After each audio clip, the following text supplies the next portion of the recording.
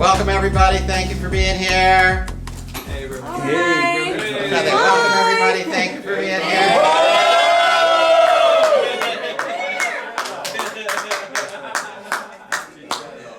Okay, 3 weeks ago, was it 3 weeks ago, we were in Las Vegas.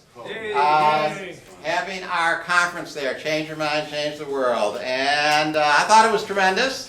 I think most of the feedback that we got from it was really positive, really tremendous. I'm going to be sharing some of that feedback here in a little while. This is the first opportunity I have had to speak since the conference, so I am going to talk a little bit about the conference and my experience of the conference and the transformation that it was for me. Take off the hat. That's all I'm taking off today, right?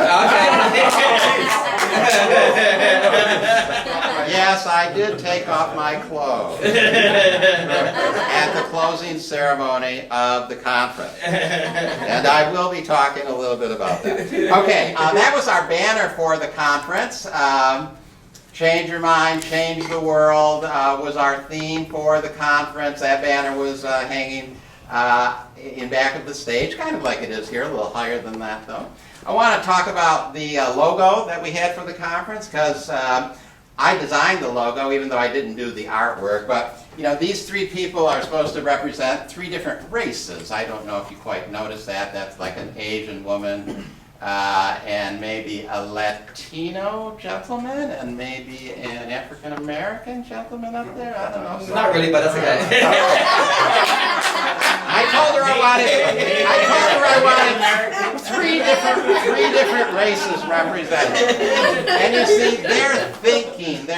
These are supposed to be thought lines. This is energy coming from their minds. They're changing their mind. They're affecting the world. They're bringing more love into the world. And the world has got these bright lights and love. And that's what all goes into doing a logo. I know people, I mean, you're just supposed to react to it subliminally, so that's fine. But every once in a while, I do like to explain that there is actually thought in back of these logos. I know sometimes people don't see that. Okay, at my Sunday presentation, yes, I did take off my clothes. And I did that for a number of reasons that I talked about in the presentation. So I'm not going to give that presentation again. But one of the things that I did speak of was the very first line that is in A Course in Miracles.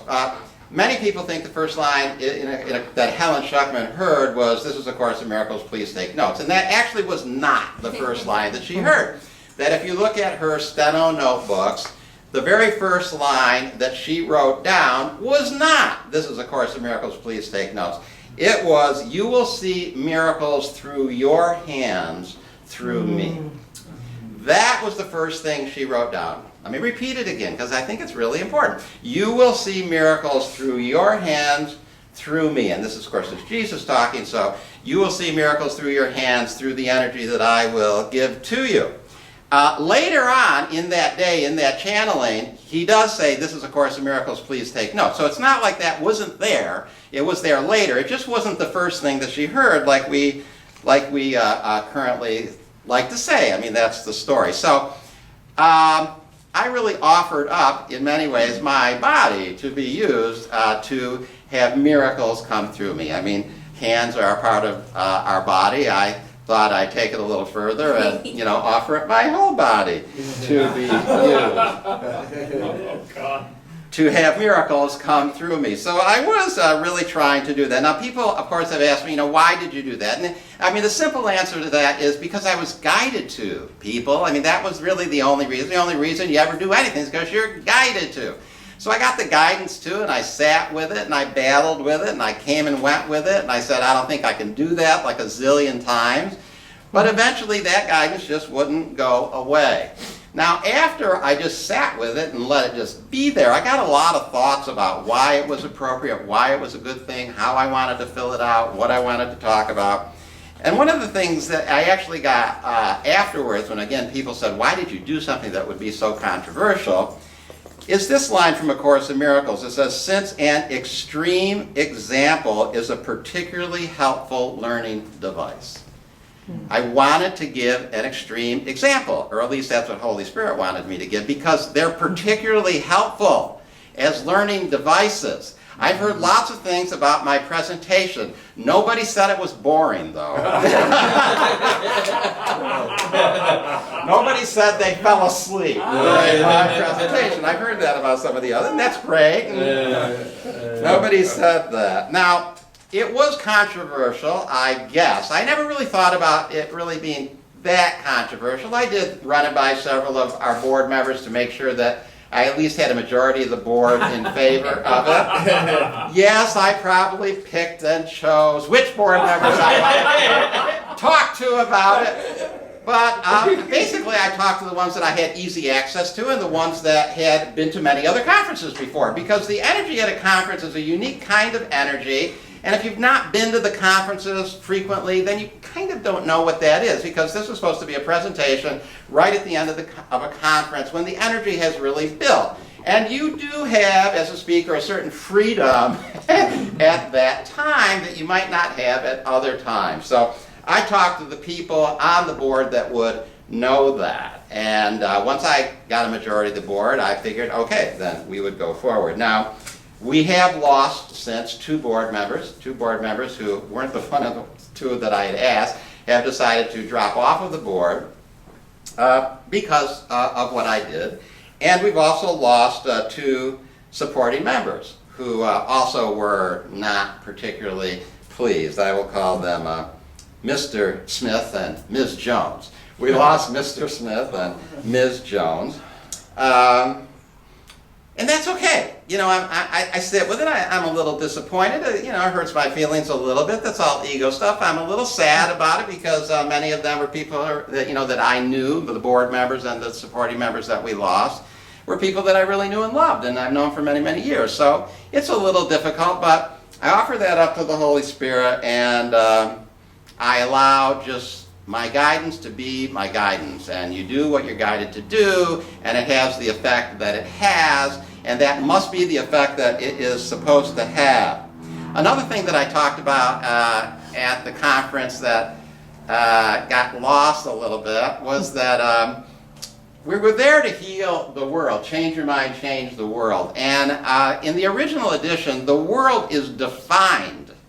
It's not defined in the FIP version of A Course in Miracles, and so many people miss that. But since so much of A Course in Miracles is about healing the world or changing the world, I think it would be good for us to know what the definition of world is. And the original edition says the world is the natural grand division. The world is a natural grand division. And I puzzled with that for many years, trying to understand that, and then I got it. You say things like there's a world of difference between men and women. There's a world of difference between Hillary Clinton and Donald Trump. You know, you say things like that. It's in that sense. So A Course in Miracles really wants us to think about world in that sense. So when A Course in Miracles talks about healing the world, it's talking about healing the natural grand division. So a lot of my presentation was about that. And I thought that we had gotten some issue and some flack about having a conference in Las Vegas because, you know, that seems to be a place that glorifies the body and glorifies all these things that maybe some people feel A Course in Miracles is trying us to move away from. But I was really trying to heal the natural grand division that exists between our perception of ourselves and maybe the perception of the strippers, which were just a couple hundred yards away from us. There was no natural grand division between us and the strippers. I could strip even though I had all kinds of issues about my body. I don't generally have the body that we usually associate with strippers. The Chippendales Theater was in the Rio, right there where we were. I saw those gorgeous male bodies there. I saw some gorgeous female bodies. I don't have that kind of body. But there really is not a world of difference between my body and their body. And I was there to heal that. That was one of the things that I was there to heal. Now, Ms. Jones, the supporting member, I don't want to give her name, who quit. She was the first one who actually sent me a negative email about it. And I got this like the day after the conference. So it says, once your personal story was told and your strip show started, the entire event went south quickly. You did not have to undress to tell your childhood story. I was so embarrassed and felt it was totally inappropriate. At that moment, I lost all respect for you. Why couldn't you end this event without your outrageous antics? Why not give us encouragement and send us on our way to be miracle workers, the miracle workers needed more than ever at this time? I wonder if other people felt the same way I did, because they sure left quickly. You lost a lot of money for the presenters because of your ego. I know we're not supposed to judge, but I expected more from you being an A Course in Miracles leader. I will no longer be a supporting member, effective now. Okay, so you get things like that, and they, I know this person, I've known this person for years. It's a little hard, you get this and it's a little hard, and you have to deal with it. And things that you do at talks and conferences, they get interpreted through the filter of the lens of the person viewing it. I know maybe some people will hear this, some of you out there, maybe some people in YouTube land, and they'll say, oh, Reverend Tony's just defending what he did there. And that's a perception you can choose to have. I don't really think I'm defending what I did. I'm trying to explain it, because a number of people have asked me, what were you trying to do? What was your point? Why did you do that? And I haven't actually addressed any of those issues yet, but I'm addressing them today. If that gets interpreted like defense for some people, well, then okay, it gets interpreted like defense. But I would like to explain a little bit about what my process was, and what my process was during it, and what my process has been since then. So that is really what I'm doing. If you want to interpret it like I'm defending myself, so be it. This is a feedback that we got from somebody else maybe a day or two later, after they had read some of the other feedback that I kept posting, and after they had read that feedback from the supporting member who dropped out.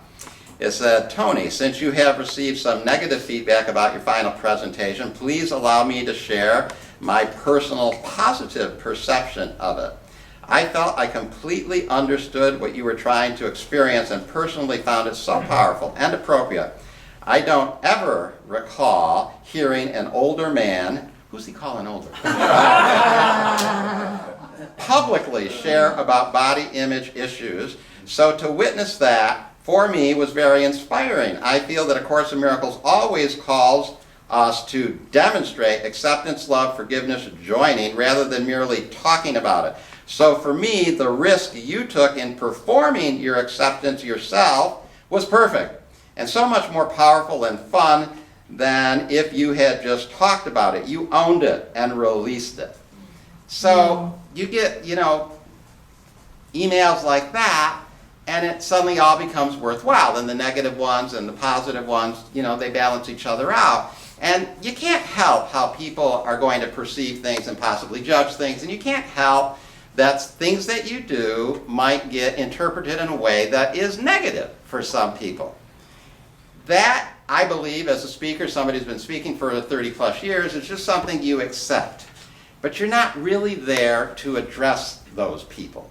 You're really there to get this kind of effect that I got from the second email. This becomes the all-important feedback, and the other you bless and you love and you accept. On Tuesday night after the conference, Reverend Dusalthi and I finally had a night off. And because I didn't have much time off while I was in Las Vegas, but while I'm there in Las Vegas, a place that I don't travel to a lot, I really do love to go to the Bellagio fountains. And hadn't had a chance to go there, and went there, and I got to see like 3 fountain shows. And one of the shows that they do the big fountain shows too, if you've not seen the Bellagio fountains, there are these amazing, huge dancing fountains. And they did it to the musical version, Elvis Presley's Viva Las Vegas. And usually they pick, I've heard them do it to all kinds of songs. I have never heard them do it to like a real sort of kind of cheeky pop hit like that. But I have since learned that Viva Las Vegas has been adopted as the official song of Las Vegas. And they've really trying to get the rights to use that song in some kind of official way. And so it was really good, and that's why I chose the little Viva Las Vegas poster from the movie that I think he did in '67. I was 15 years old.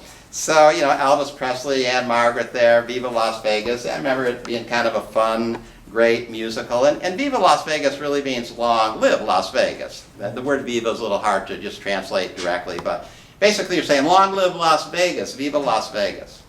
And I want to embrace that for myself, and I would love to offer that for the Community Miracles Center as well. Long live Las Vegas. Long live what we accomplished in Las Vegas. And it wasn't just the presentation that I did, and I do want to really thank Reverend Roxy for helping so much in that presentation, just adding that little touch of her coming out as a dominatrix and disciplining me and giving me an opportunity to show everybody I could do 30 push-ups. Because we got a lot of great comments about that as well.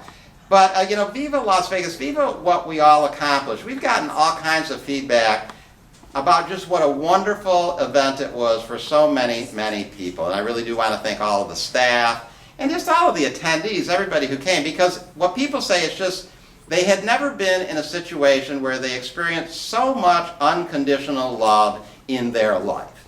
And it was just so transformational. Just like everywhere you turned, everybody was just loving each other, and everybody was just accepting each other, and they felt that, and many people said they can't wait to come to the next one in San Francisco in 2 years, and we've already sold almost 200 tickets for an event that's 2 years away. And for all the criticism and flack that we sometimes get, or maybe that I get, you know, you look at the total picture.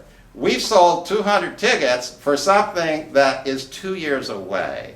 So the overall energy must have been pretty good. Here's another positive feedback we got. It is not often that a talk moves me, and yours did big time. It was courageous. What you shared and did, it takes cojones to do that. Bravo, your authenticity and speaking from your heart blew me away. I was in tears. Your message spoke to me. Its essence was pure love, pure openness, and fun. So again, great message to get, great message to let just get into my heart in the midst of you know, some negative things happening, board members quitting, supporting members quitting, and negative messages as well. So I do want to talk a little bit about guidance and what I say when I meet, and when I say I got the guidance to do that. And then people have challenged that. People said, I don't really believe you got the guidance to take off your clothes in Las Vegas. What else? What other kind of guidance would you get in Las Vegas? I mean, yeah. The whole energy of the place is take off your clothes. So no, but I've talked about guidance before. You know, people get guidance in different ways. And one of the analogies that I've used for 30-some years, because it really works for me, is guidance for me. I mean, sometimes I hear a voice, but sometimes it's just an idea that fits.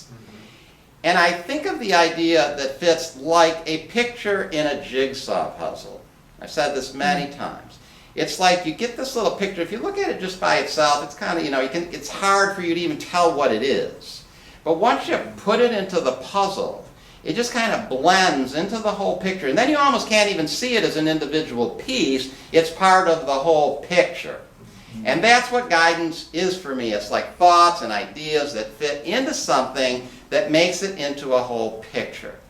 And that's what the idea of doing a profound presentation about body image, about no differences, and taking off my clothes while I did it, that's what that did. It was a little piece that fit into a whole picture, and as much as I resisted it, and I resisted it a lot, I woke up in the middle of the night nervous, scared, sweating, saying to myself, I cannot do this. Not because I thought it was going to be controversial, I just didn't think I could do it.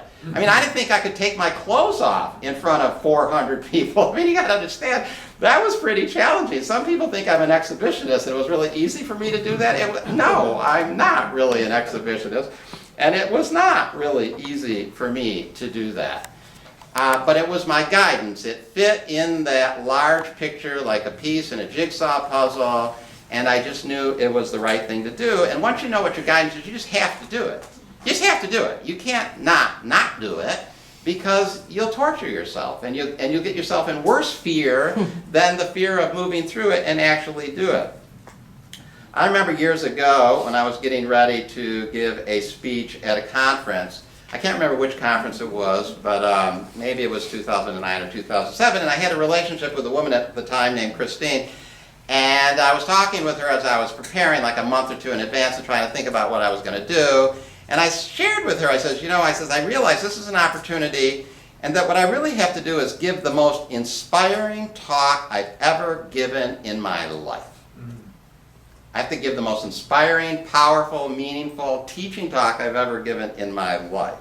And she said something like, she says, why, put some pressure on yourself or something. And I said, well, that's the opportunity. I'm talking here to 15 or 20 people, that's great. I don't get many opportunities to talk to 400 A Course in Miracles students who are high from 3 days of connecting in unconditional love and open. They're really open at that time. You can really give a message. They're ready to receive it. And so, that's what I also felt about, leading up to this conference and what I was going to do. I wanted to do something that would be profoundly teaching, profoundly healing, profoundly world-changing. And when you ask Holy Spirit what that might be, and you're given the piece that fits into the whole picture, which is give a profound speech about body image and your own body issues, and relate it to very traumatic things that happened to you as a child around your body issues, well, you just do it. You really don't have any choice. You really have to do it. Here's another real positive feedback I got. That really meant a lot to me. This one almost brought tears to my eyes, or maybe a little did. It did a little. It says, as far as the closing meeting goes, I thought the whole meeting was great. I was so impressed by your willingness to talk about and demonstrate facing and overcoming your fears. As a man over 300 pounds, I have huge, no pun intended, body image issues myself, and I appreciated your example. I look forward to seeing you all again in San Francisco. Love and blessings. So, you get a feedback like that from somebody who weighs 300 pounds, a man, and they're talking about how meaningful it was for me to do that talk and that demonstration. It makes it all worthwhile.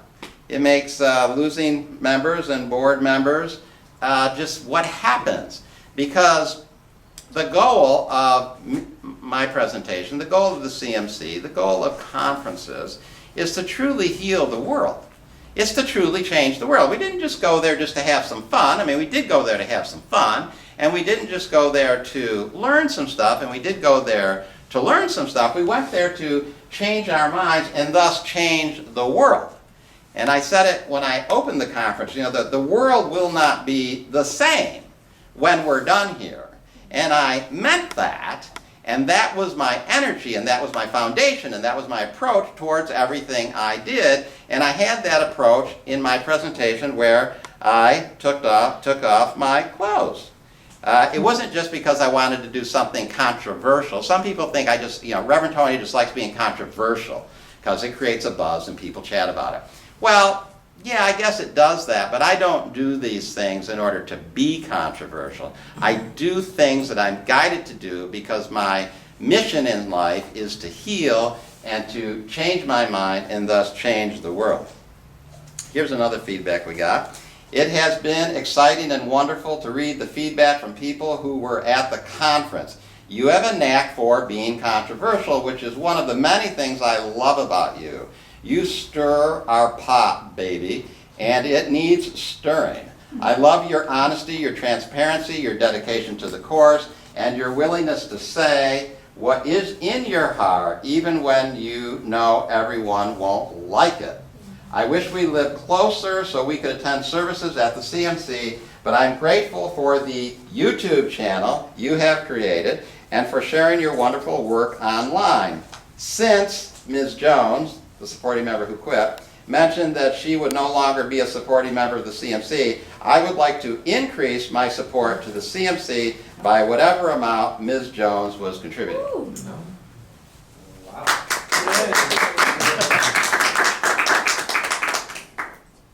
Great.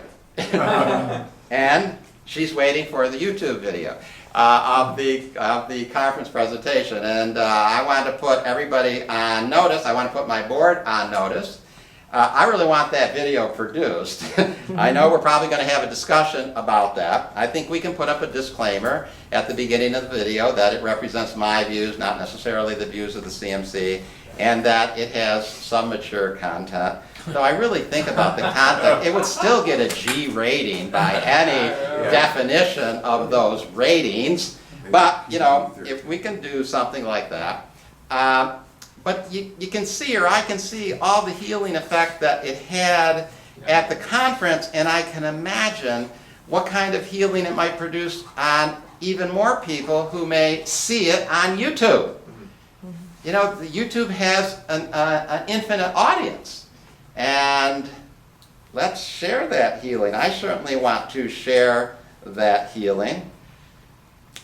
To me, I saw your strip show as an exceptional opportunity to close the seeming gap, not only between us in the conference and them out there in the casino or in the Chippendale strip show down the hall, but also in our meeting room. By bringing elements of Vegas into the conference, you are giving us the opportunity to look with Holy Spirit at any guilt, judgment, or fear that arose in the mind in order to allow it to be undone. Thank you to you, Reverend Roxy, and everyone at CMC for an amazing event. Joining with fellow mighty companions is the best feeling ever. Can't wait for San Francisco. It was a powerful thing, and I think we need to share that powerful thing with as many people as possible. And so those of you on YouTube who thought maybe because this video was named Viva Las Vegas that you might be seeing me strip here today, no, you're not going to, but keep looking for those videos, subscribe to the channel, because I fully intend to make that video happen, and I fully intend to totally challenge Reverend Kelly to do creative things and sophisticated editing things with the video that she has yet to learn. And I got some things in mind. So, thank you so much for such a wonderful conference once again. I think it was the best yet. I love the music and all the speakers, but I wanted to give a special thank you to you and Reverend Roxy. Another one. All fun and joking aside, I was touched by your willingness to be so vulnerable and open, so intimate with all of us during your Sunday talk, and willing to step outside conventional lines of what ought to happen at a spiritual event such as this. I must admit I left the conference wanting to be more open and vulnerable with others and to more deeply breathe in the life that we all share. Sunday night I found myself sharing more of my past and being more vulnerable with a friend over dinner. It was so freeing to be able to open up in that way and to allow an even closer relationship. Thank you for your inspiration. I just wanted to let you know what a profound help you were to me, and I'm sure to others as well. You know, these are tremendous bits of feedback. And I want to say that I've been speaking for 30 plus years. I've never gotten feedback like this on anything that I have done. I've had people, there were some people on the board, they've left now, most of them, but that said that, Reverend Tony, 99% of the time you're great, and then 1% of the time you get out of line. And this was that 1% of the time that you got out of line. And so if we could just get you to contain yourself on this 1%, there would be no problem. Well, if 1% produced results like this, instead of having a discussion about how to contain that 1%, we should be having a discussion about how to expand that 1% to 10% so that we can get even more results like this. I mean, this is what we're trying to do. One last one. Thank you so much for putting on the Las Vegas conference. It truly changed my life. I am forever grateful. We just have to think about what we do and why we do it. We do things because we're guided to. If our lives is dedicated to healing, the Holy Spirit is going to guide us in many ways to do healing things that will probably be quite challenging to some people. But in the wake of it, preparing for it, going through it, I was shaking a lot during that. I mean, I was nervous. It was difficult to do that, and I had to push through my own fear to do that. But in the wake of that, and now seeing the results that it has, I'm so grateful. I'm so grateful for the support that I do have from all of you and from the board of directors. I'm so grateful that I followed my guidance. And I'm so grateful for all the people that gave feedback about how meaningful it was to me. You know, I think about this idea that spiritual people don't undress. Spiritual people don't take off their clothes. It's inappropriate. And then I thought about him. You know, Ramana Maharshi. You know, in all due respect, he never took off his clothes. He never wore any. He always appeared just like this.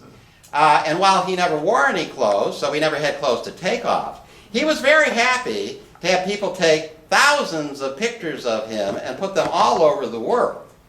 And whenever people talk about the fact that Ramana Maharshi appeared almost naked with just a loincloth on his whole life, and he is considered to be one of the great avatars of spiritual teachers of the 20th century, whenever people talk about him, they always say, well, it was because he was trying to show us that the body doesn't matter, and that he wasn't identified with his body, so he was totally guiltless about his body, and he had no shame about his body. So he just appeared, you know, practically naked all the time because that was the way he was comfortable. And it seems to me really just odd that me taking off my clothes is considered by some to be me somehow being an exhibitionist and wanting to be really attached and display my body, when an Indian saint or an Indian guru could do this his whole life and it would be considered a spiritual thing. I mean, it just shows the capriciousness of our ego to just invent crap. Just invent stuff that really doesn't make any sense and doesn't have any logical flow. So, thank you. Thank you for allowing me to explain what I went through, what the talk was about, my thoughts about it now. I look to the 2018 conference in San Francisco and know that whatever Holy Spirit guides me to do there will be the perfect thing that Holy Spirit guides me to do. If I am once again given that opportunity, I will consider it a unique blessing and a unique challenge to once again give the most profound spiritual healing talk that I have ever given in my life. Thank you all for being here.